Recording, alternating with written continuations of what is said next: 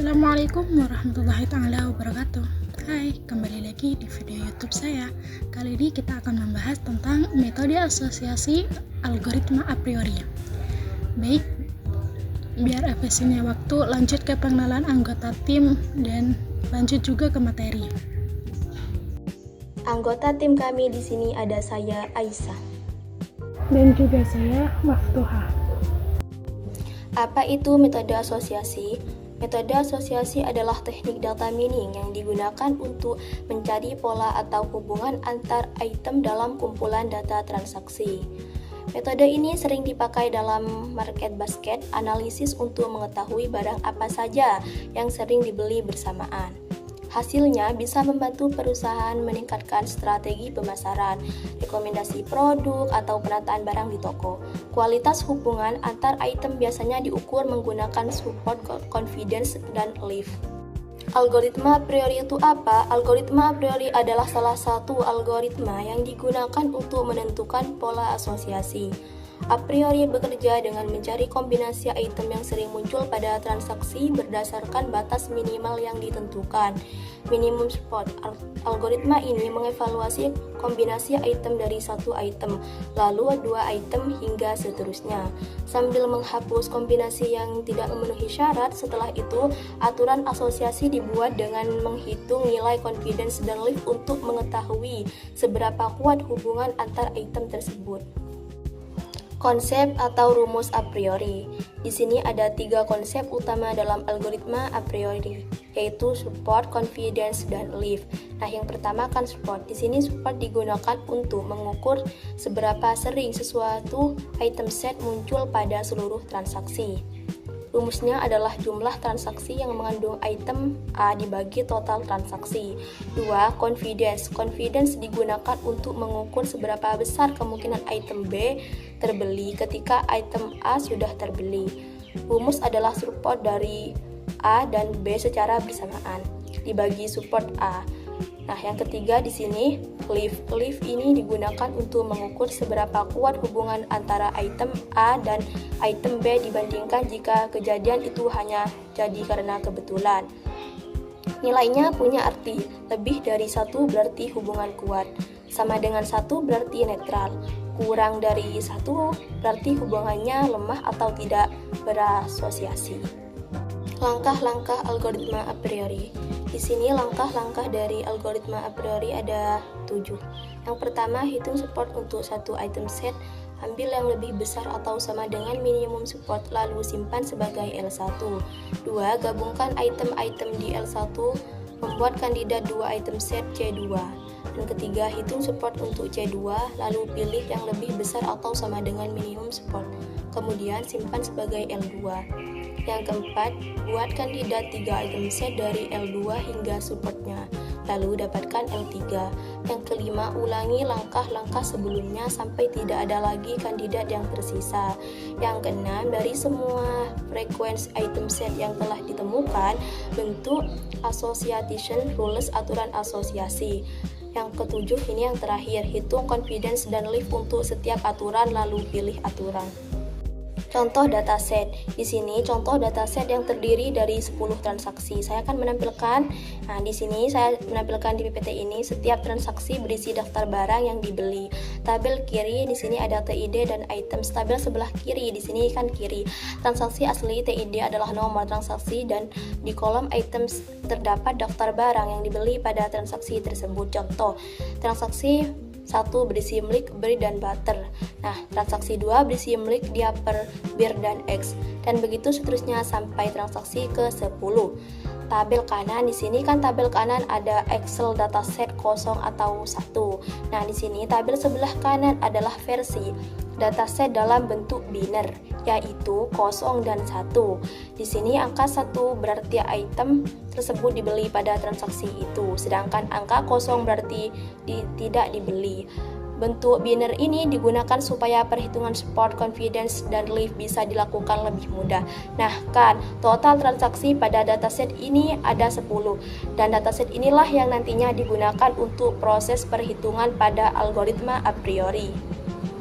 Nah, Untuk penyelesaian manual algoritma a priori, langkah pertama menghitung support untuk satu item set atau C1.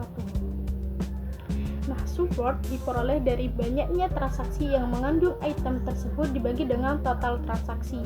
Selanjutnya, kita hitung berapa kali setiap item muncul di seluruh transaksi. Misalnya, pada dataset sebelumnya yang terdapat 10 transaksi atau transaksi 1 dan transaksi 10. Nah, untuk jumlah kemunculan tiap item bisa dilihat pada tabel yang sudah kita buat. Misal, pada item milk muncul pada TID 1, 2, 4, 5, 6, 8, dan 9, maka support 7/10. 7 dapat dari mana? 7 dapat dari banyaknya item tersebut muncul pada TID, dan 10 diperoleh dari banyaknya transaksi. Maka support item milk adalah 0,7. Begitu juga seterusnya bisa dilihat pada tabel. Nah, selanjutnya menentukan item yang lolos minimum support. Jika minimum support 0,3, maka item yang lolos adalah milk, bread, butter, dipper, beer, dan cook, karena support mereka lebih dari 0,3. Dan untuk item set egg dan jelly tidak lolos karena supportnya terlalu rendah. Ini disebut dengan frequent 1 item set atau L1. Nah, untuk selanjutnya langkah 2, bentuk 2 item set C2 dari L1 dan hitung support.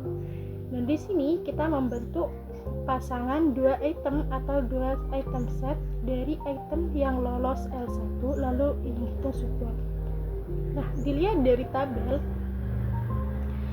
item set milk dan bread muncul pada TID 1, 4, 5, 6, dan 9, maka support 5/10 adalah 0,5. Dinyatakan lolos minimum support, lolos. Begitu juga seterusnya bisa dilihat pada tabel. Nah, ini frequent 2 item set L2, yaitu item set 2 yang lolos minimum support lebih dari 0,3 adalah milk bread, milk dipper, bread butter, dipper beer. Ini adalah frequent item set tingkat 2. Untuk langkah ketiga, pembentukan C3 atau 3 item set dari L2.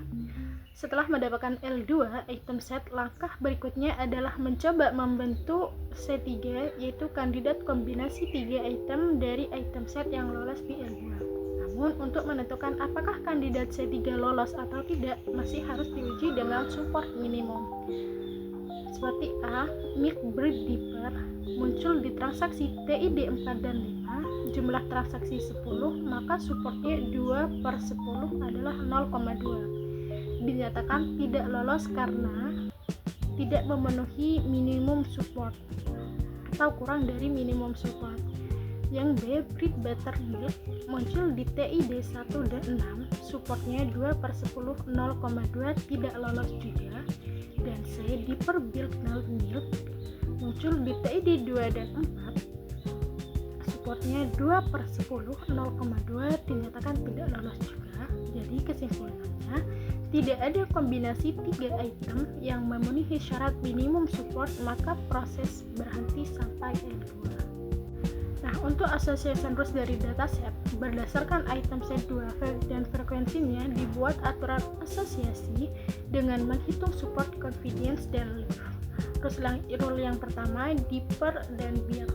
Support 4/10 adalah 0,4, confidence 4/6 adalah 0,67 karena dipper muncul 6 kali, dan leaf-nya 0,4 dibagi 0,6 dikali 0,4 sama dengan 167. Interpretasi leaf lebih dari 1 rule kuat. Orang yang membeli dipper cenderung membeli beer. Rule yang kedua, bread milk. Support 5/10 0,5, confidence 5/7 0,71, dan leaf-nya 0,5 dibagi 0,7 kali 0,7 sama dengan 1,02. Interpretasi leaf sama dengan 1, hubungan netral, sedikit positif, ada kecenderungan kecil orang beli bread juga beli milk. Dan rule ketiga, bread butter. dan milk support 2/10 0,2, confidence 0,66, live 0,66 dibagi 0,7 hasilnya 0,94. Intervensi live kurang dari 1, asosiasi lemah. Orang beli bread butter belum tentu beli milk. Nah, untuk analisis penyelesaian di Orange, pada tahapan analisis menggunakan Orange Data Mining, pertama-tama dataset dimasukkan menggunakan widget file. Kemudian hasilnya ditampilkan lewat data table untuk memastikan data sudah benar terbaca. Setelah itu, dataset dikirim ke widget edit domain untuk melakukan pengaturan tipe data. Semua item seperti milk, bread, butter, dan seterusnya diubah menjadi tipe kategorikal dengan nilai 0 tidak membeli dan 1 untuk membeli. Tahap ini penting karena algoritma association rules di Orange membutuhkan data kategori bukan numerik kontinu. Setelah semuanya variabel selesai diatur, dataset diarahkan ke widget association rules. Widget ini akan menghasilkan aturan asosiasi berdasarkan parameter default atau sesuai pengaturan yang diberikan. Hasil output menampilkan antecedent bagian jika, consequent bagian maka, support seberapa sering kombinasi item muncul, confidence tingkat kepercayaan role, live kekuatan asosiasi antar item. Nah, di slide ini terlihat beberapa file yang terbentuk, misalnya kombinasi item seperti milk bread, bread milk, dan rule lainnya yang memiliki nilai support, confidence, dan live yang berbeda-beda. Dan juga analisis proses Google Colab. Selanjutnya, analisis ini juga dilakukan menggunakan Google Colab. Dataset diolah menggunakan Python dimulai dari tahap one-hot encoding, yaitu mengubah setiap item menjadi kolom dengan nilai true and false, apakah item itu dibeli dalam suatu transaksi atau tidak. Setelah proses encoding, algoritma a priori dijalankan untuk menghitung frequent item set. Hasilnya menunjukkan item-item dengan nilai support tertinggi bisa dilihat pada foto. Nah, item dengan support paling besar berarti paling sering muncul bersama dalam transaksi konsumen. Dari frequent item set tersebut kemudian dibentuk association rule. Setiap rule memiliki nilai support, confidence, dan live. Contoh rule yang muncul pada hasil slide adalah telur roti, confidence 0,75 dan live 105. Bisa dilihat di foto. Nah, nilai live sekitar 105 menunjukkan bahwa hubungan antar item bersifat lemah tetapi masih memiliki hubungan positif. Selain tabel rule, Colab juga menghasilkan beberapa visualisme seperti bar chart frequent item set yang menunjukkan item paling sering muncul dan heat map live untuk melihat kekuatan rule berdasarkan warna.